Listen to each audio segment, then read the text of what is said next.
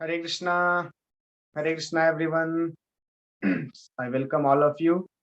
In today's session, we are going to discuss about our rich Vedic culture. In last two classes, we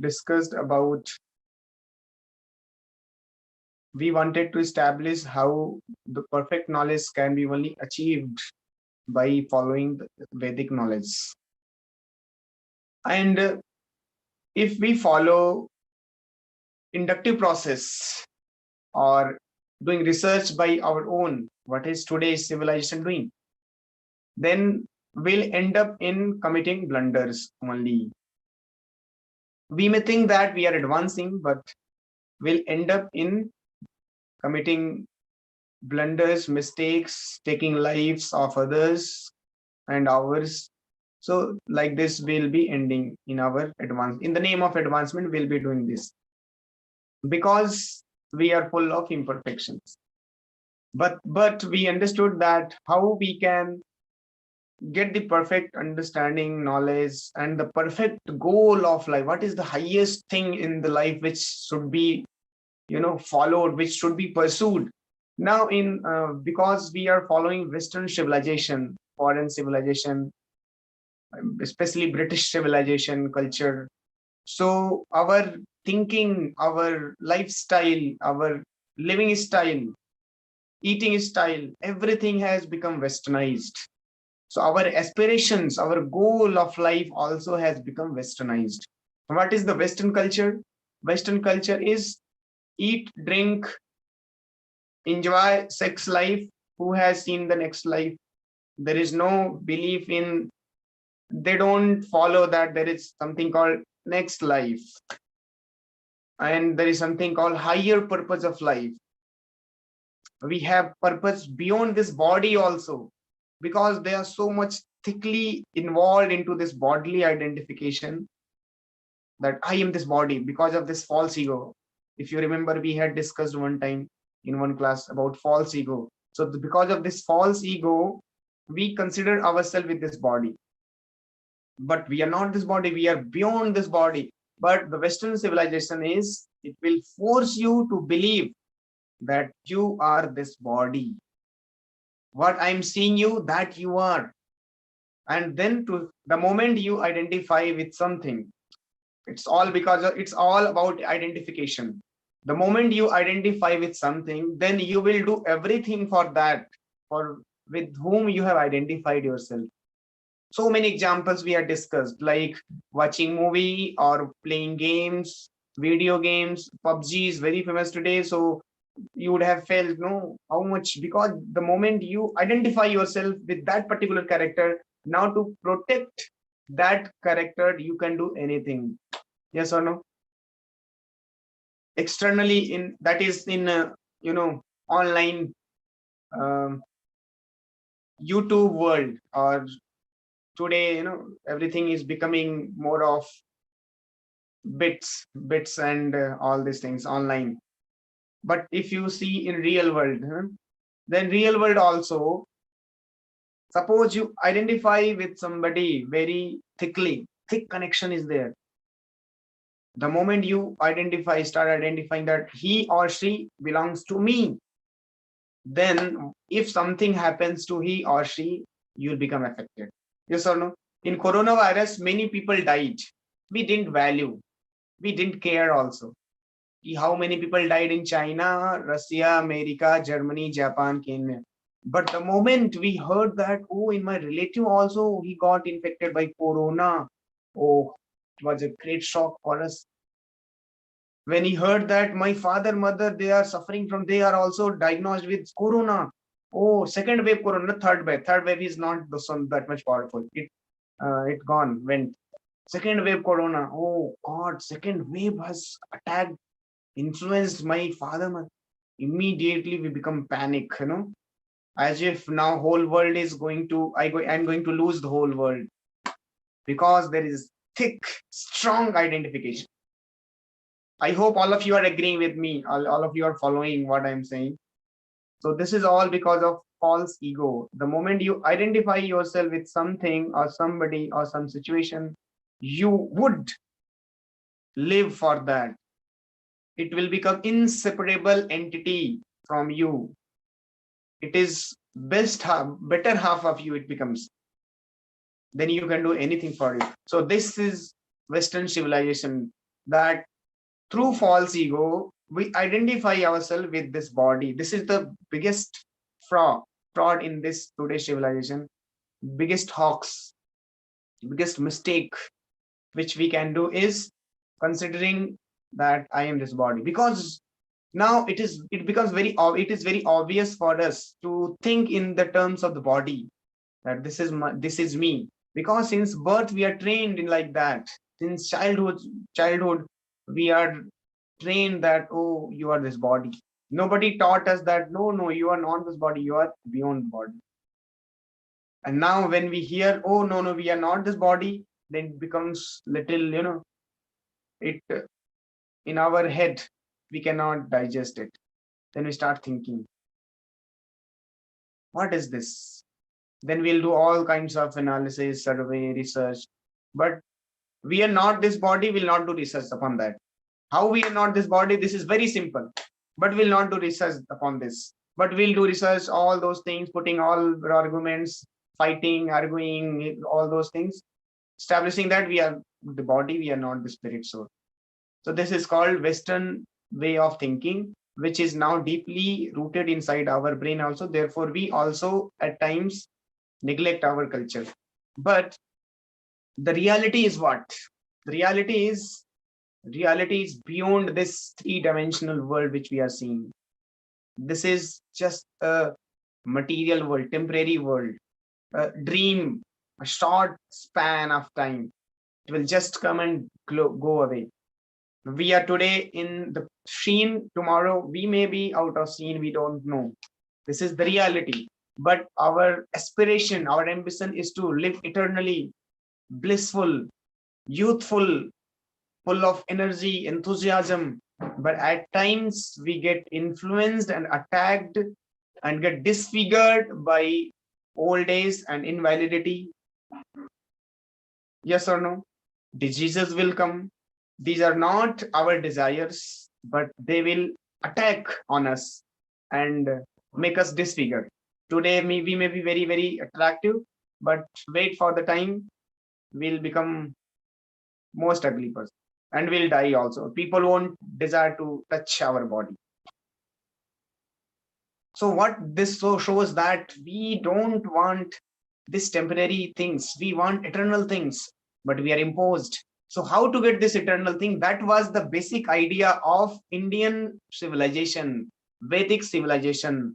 Vedic culture was so designed that people were thinking in this direction, unlike today. Today, we are only thinking about body, body, body. How to satisfy the body, the demands of the body, the demands of the senses, urges of different senses. And in satisfaction of these things, our life is gone, finished. We are lost into that. And as we understood in our classes, that senses, the hunger of senses are like, you keep on satisfying, it will not be satisfied. Like, you suppose you eat and keep eating, and your hunger is increasing. So you won't desire to eat. In the same way, our senses hunger is like that. You keep on satisfying, it will ask more. Even I want more. Kind of intoxication, addiction. We get addicted to this. So sense gratification is not going to satisfy us. So this was the understanding of the people in our Vedic civilization. In Vedic civilization, since childhood, they will be sent to Gurukul to understand the scriptures, to just like we understood yesterday, how our scriptures, Vedas, are so perfect and complete. Even the great philosophers, scientists, they were reading it. They were always bathing their intellect in the transcendental knowledge, gems of wisdom of our scriptures. Like Neil Bohr, he said, I used to read Upanishad every day. and so many other scientists. Even Einstein says that when I read Bhagavad-Gita and reflected how this world was created, then everything else seems so superfluous for me.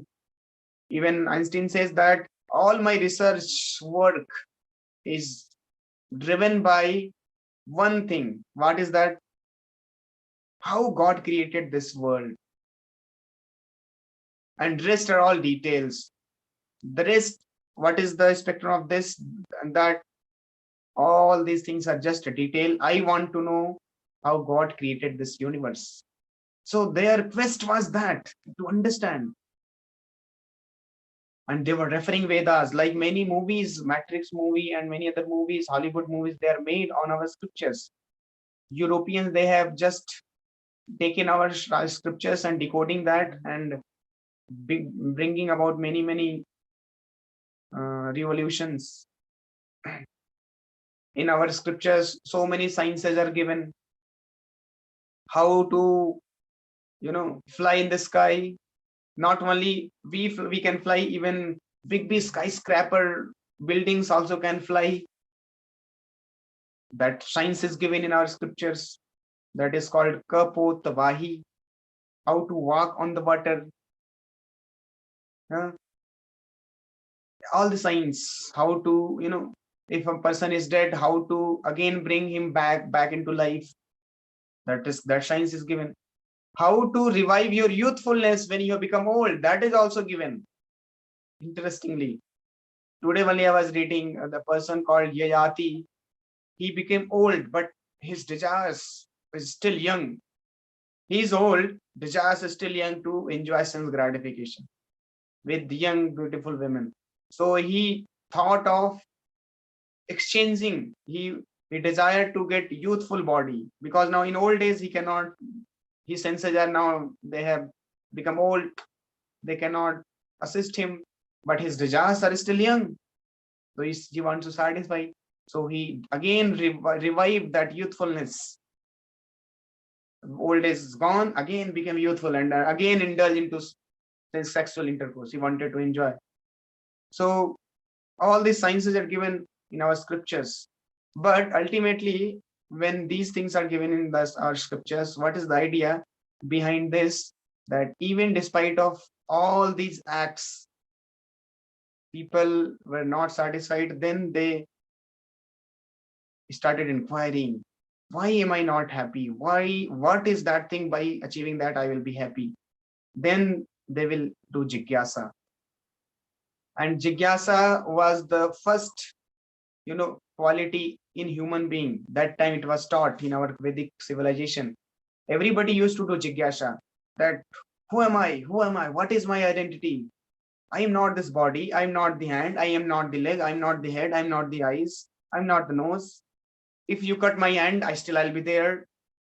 If when I sleep on the bed in the night, all the bodies, they are sleeping, all the limbs of the body, they are sleeping. But I experience something beyond this body. What is that experience? That means I'm beyond this body. I'm experiencing. Body is lying here. Body is not having any experience.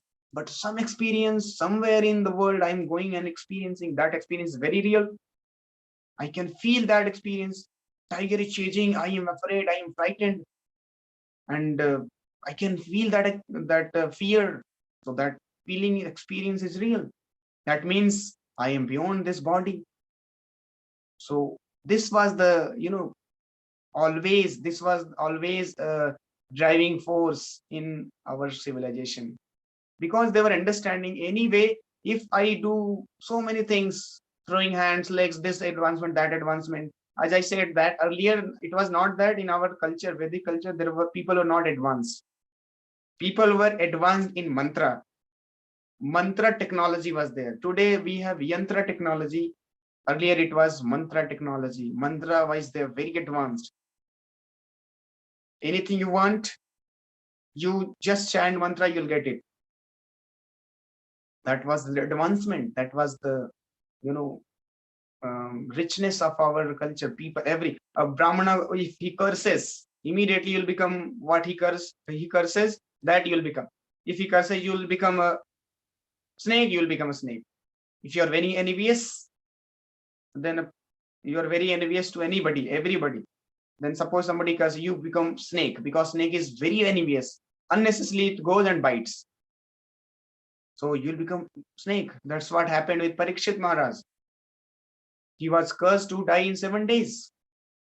And that happened, so happened.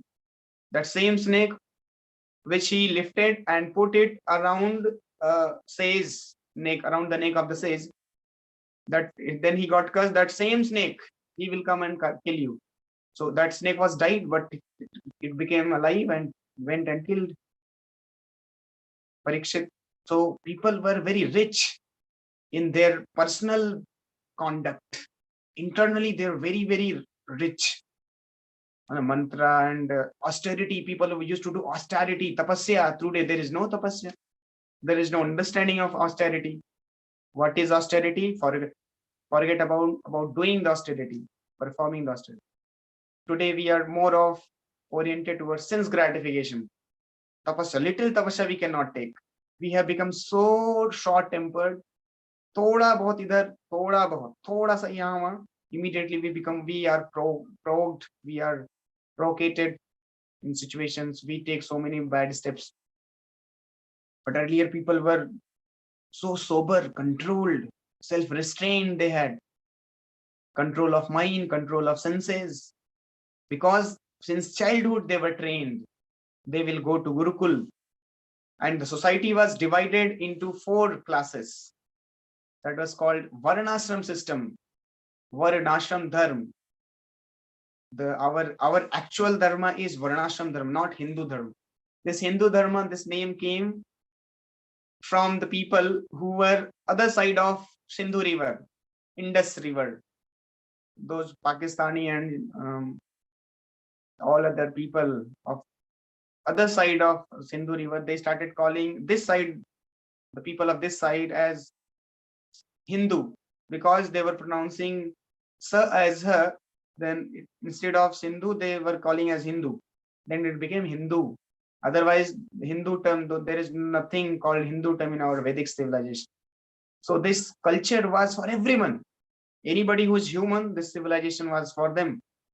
And whole civilization was divided into 4 divisions. 4 social division, 4 spiritual division. Society was divided into 4 orders. Then to have a peaceful and prosperous life in this world, and at the same time they had understanding that this life is not all in all, so we have to go beyond, we have to think beyond this life. So therefore there were 4 spiritual orders also, 4 social order, 4 spiritual order. That is called Varna Ashram Dharma. 4 Varna the, 4 ashram the. And Krishna says in Bhagavad-Gita 4th chapter, Chatur Varnam Maya Srishtam Gun Karma Vibhagasah. This Varnasram system. And by the way, what are these 4 Varnas? Brahman, Kshatri, Vaishya, Sudra. These 4 were Varnas. And then 4 ashramas, Brahmachari, Grahastha, Vanaprastha, and Sannyas. These 4 Varnas and 4 ashramas. What are the 4 Varnas? 4 Varnas are, yes, you are rightly thinking, Brahman, Kshatriya, Vaishya, and Sudra. These are 4 Varnas. So whole society was divided into 4 Varnas. And then 4 ashramas. What are they? Brahmachari, Grahastha, Vanaprastha, and Sannyas. Now you can say, why this division? Everybody has taken birth as human, so why we have made this division? So no, this division is based on qualities and modes, in which guna you are. Guna karma vibhaga. So Krishna says that I have created this division so that the society may be very perfectly governed. There is systematic organization. So this is called Varnashram System. This was a system made by Krishna himself, and not haphazardly. Anybody who takes birth as Brahmana, he becomes Brahmana. No, this was based on Varna, and Ashrama, it was based on Guna and Karma. whether your activities are pertaining to Brahmana quality, whether your qualities are pertaining to Brahmana quality. If yes, then you are Brahmana. Otherwise, you are not a Brahmana. Any quality, if suppose your qualities are matching to any of other Varnas, then you, even if you have taken birth as Brahmana, but you will not be called as Brahmana. You will be called as Dvis Bandhu. Bandhu means you may be son of a Brahmana. You may be a relative of Brahmana, but you are not a Brahmana. If your qualities are matching with Sudra, then you are a Sudra. That was the understanding. So let us read one nice article of Prabhupada, what he writes. Very interestingly, Prabhupada has written about this Varnashram system. So let us read and understand.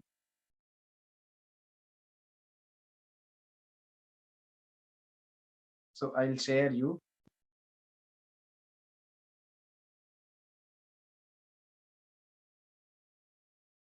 China, Yes. along with the pandemic, has led to thousands of Americans losing their jobs. This is what the new president has done. Joe Biden, the man who got third. Okay.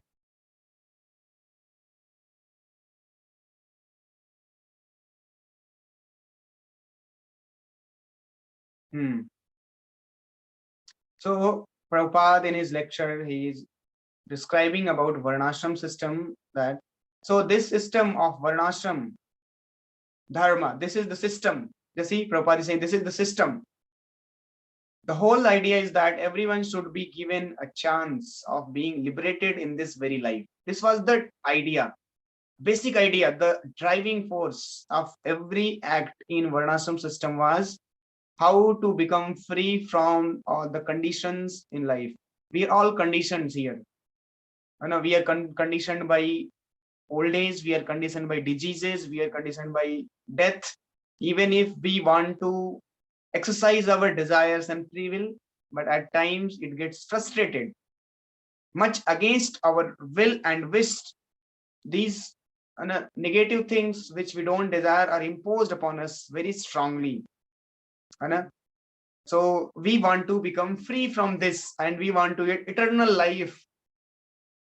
We want to get out of this bodily identification to the soul identification. That was the idea of our Varnasrama system. So just see, no more waiting for again for further another life, because the moment you get a body, suffering begins. It is said that all our sufferings are because of this body. We have accepted this body, no? So this body is the main cause of suffering. Prahlad Maharaj in Bhagavatam, he says that Kalevaram ashes rujam viroha Vedam Kalevaram. Kalevaram is this body. Ashesh Rujam Viroha. This gives us, Ashesh means unlimited pain. Because this body we have got, material body. Anyway, body will be there.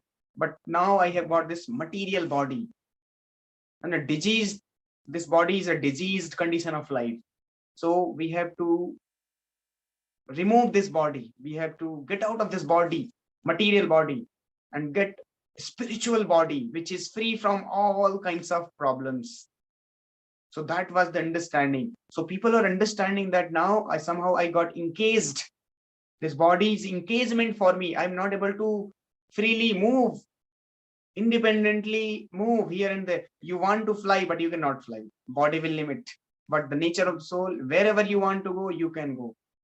That is the soul. Just like Narad Muni, he can travel anywhere in any part of the universe because he is having spiritual body. So somebody asked on Prabhupada, Prabhupada, you are a pure devotee. Can you walk on the water?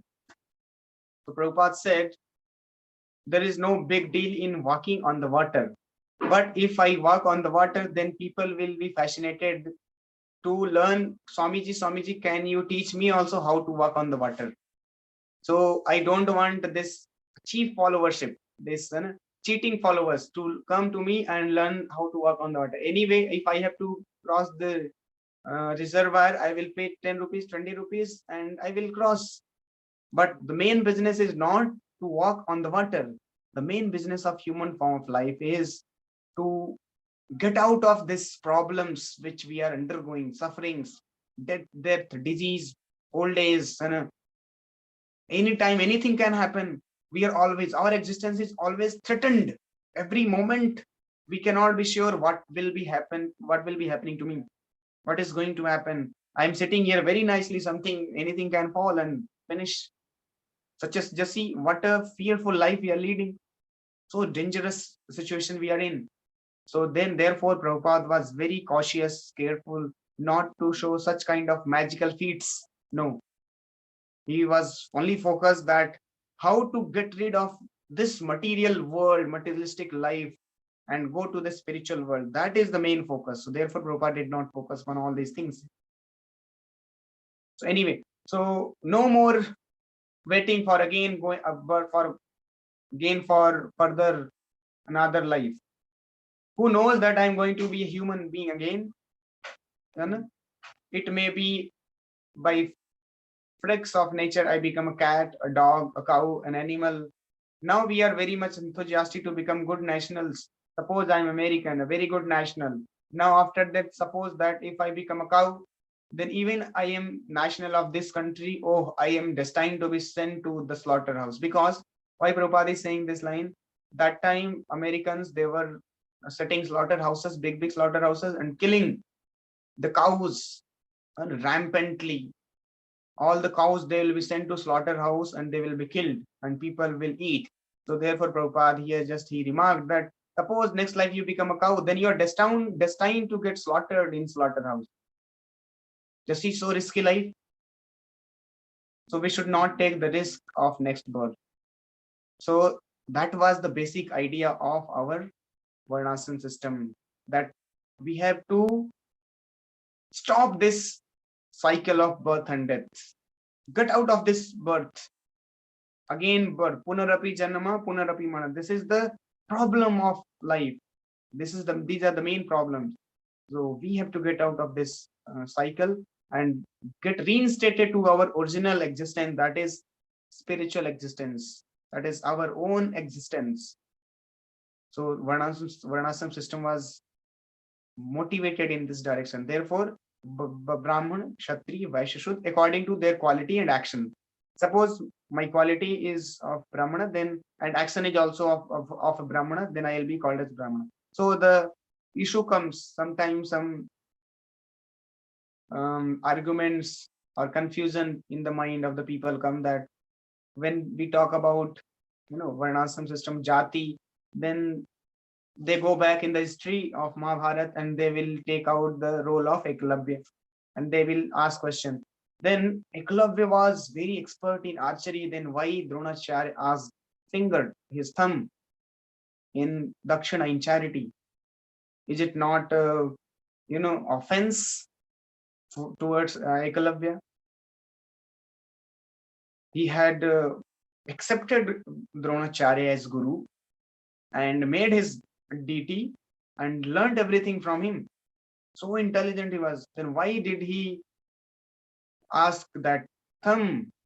And why he was not encouraged to act like a Kshatriya, like Arjun? So the understanding is, yes, he had the action wise, karma wise, activity wise, he was like a Kshatriya. Like the duty of Kshatriya, they are very expert in fighting. Kshat means to hurt. Traya means to deliver anybody. So the duty of Kshatriya is to protect the citizens from any problems which are going to come in the life of the citizens. And like therefore, Kshatriyas used to be king.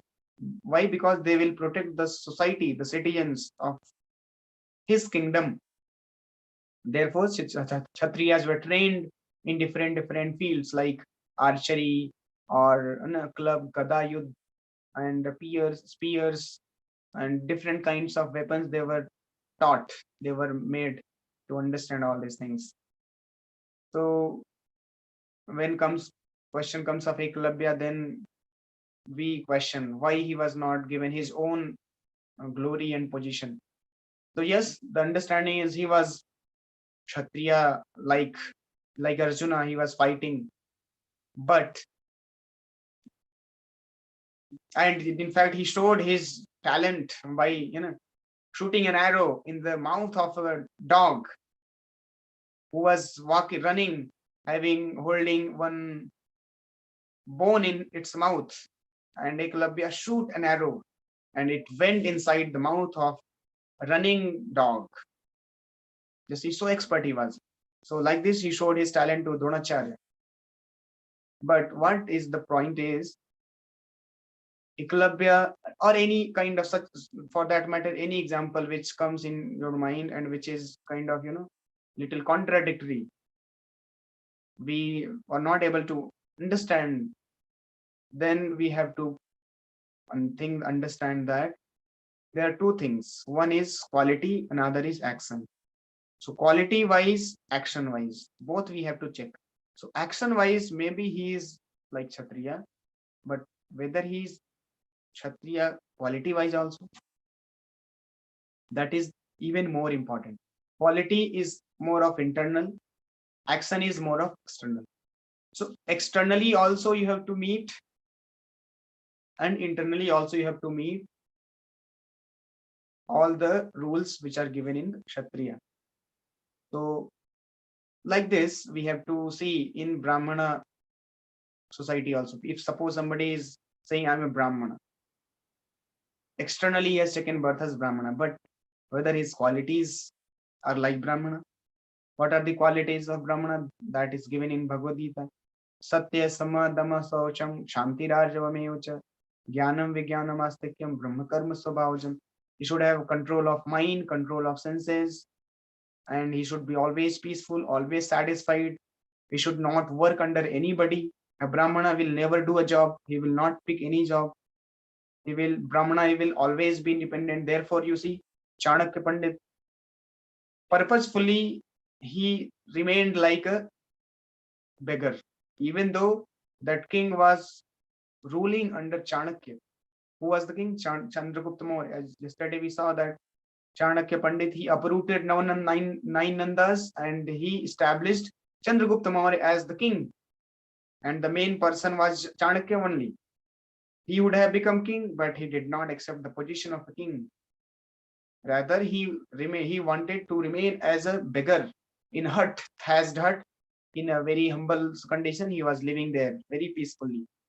But he was very, very intelligent in Nalanda Vishwavidyalaya. He was so learned.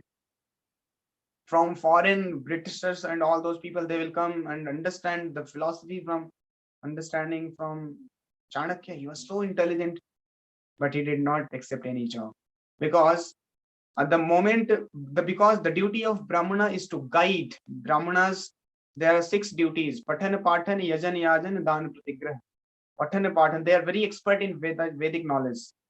Vedic knowledge, they are very expert. What is the purpose of life? What is the value of life? All these things. So they will be keep guiding to the society in the direction, so that if suppose all other classes, Kshatriya, Vaishya and Shudra, they are deviated from the goal of life, the duty of Brahmana is to again bring them back to the track. No, no, no, don't go to extreme. Be conscious. The purpose of life is not to become completely materialistic and enjoy your sense gratification. Yes, in sense gratification was there, but it was regulated sense gratification. We'll discuss that also. There are 4 regulative principles we have to follow in being a human. Otherwise, we are animals. So Brahmana's duty is to always check and balance the society. So therefore, Brahmanas, they were called head of the society, because they are just like in our body, there is head, it guides all the activity. In the same way, Brahmana is head, who will guide the society, how society should move forward and finally achieve the ultimate destination of going back to Godhead. So like this, there are so many interesting facts about our Vedic civilization. There are many things which we'll discuss. Now we'll stop. Tomorrow we'll continue again. So if you have any question, you can ask, or else you can continue. Today I want to meet Aman. So Aman, you can be here. We'll have a small meeting, and others, if you have question, you can ask, or else you can continue with your work. Thank you very